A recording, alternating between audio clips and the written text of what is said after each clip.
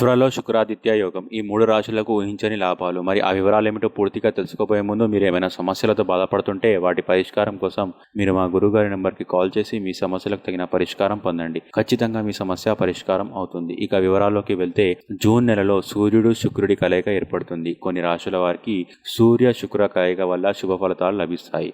అందులో ముందుగా వృషభ రాశి. ఈ రాశి వారు జూన్లో శుక్రుడు సూర్యుడు కలయిక నుండి ప్రయోజనం పొందుతారు.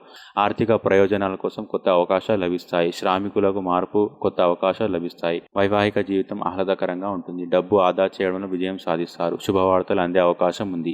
అలాగే శుక్రుడు సూర్యుడు కలయిక వలన వృశ్చిక రాశి వారికి ప్రయోజనకరంగా ఉంటుంది.